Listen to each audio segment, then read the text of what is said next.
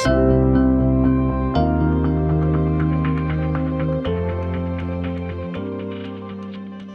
Emil from Performance by Design here with a session today on the Character Competency Cube, a wonderful practical tool that we love to use inside the Performance by Design curriculum for leaders to identify future potential leaders and which players are performing really well, building high trust inside your organisation, and those that may need a bit of help or may actually need to leave the organisation.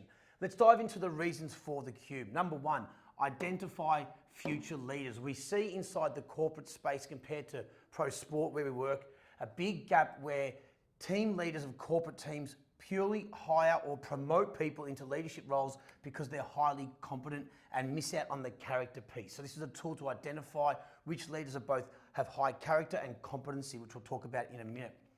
What does a team member need? When you use the cube and scale and model where people are, you can have the right conversation, you can apply the right training and have the necessary dialogue with that individual to help them get into this top right quadrant, okay? And also based on number three, you can build an effective and tailored plan. We'll get stuck into how do we actually use the model in a minute. Now let's first dive into character and competency and the definition behind this coming from the Stephen Covey model out of the book Speed of Trust. Fantastic model, you would have probably seen it and heard of these two terms throughout your career. Character being delivering on your word. Will the person do what they said they were going to do? And under pressure in particular, do they fall back on team behaviours when compared to what they want to do individually? High character individuals are great for the team, okay? Competency is more centered around results and skills under pressure. These ladies and gentlemen get good results, okay? They're very good at what they do, okay? Now, the way you use the model is really the real key to this. What we would challenge you to do is get a list of the people inside of your team and mark them on the cube. Obviously, we want as many people as possible in the top right quadrant because they've got high character and high competency. These people are leadership potential. And we always say to leaders, if you put them up here, handcuff them to your company, right? Really good at their job and do what's best for the team, especially under pressure, okay? Obviously, we want everyone moving, if we can, into this direction here.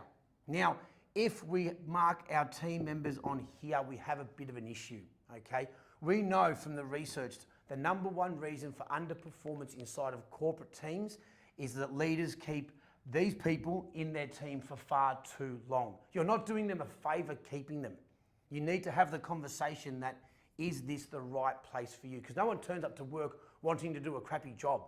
And here, they're not even got the skills to do the job and they're probably not delivering on their work, not feeling great, okay? If you're not feeling great, you're not gonna do a good job, okay?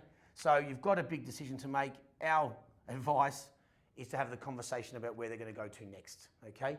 Now, people in here, high character, but lacking some skills. So what we do with these people is we look to train them, okay? Upskill them. They need more skills to be able to enter into this quadrant here. And what's really important though, that we put a time limit around it. We need your results to go from here to here in X amount of time.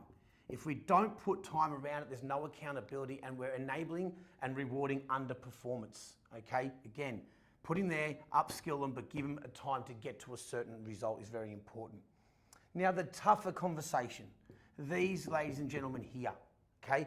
Getting good results, but internally, not doing what's best for the team and potentially behaving badly towards other teammates and not having strong relationships. They're not pulling everyone along with them, okay? They can have a big detrimental effect to your performance. We call them coach killers in the sports world, right?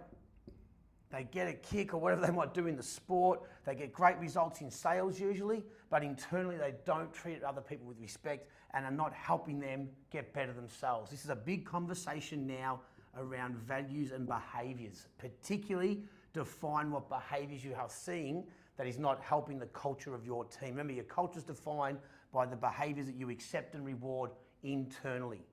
This is a conversation about values and behaviours, and if you can, pull and become a leader because you're really good at your job, but now start behaving in a way that helps the team get better, okay?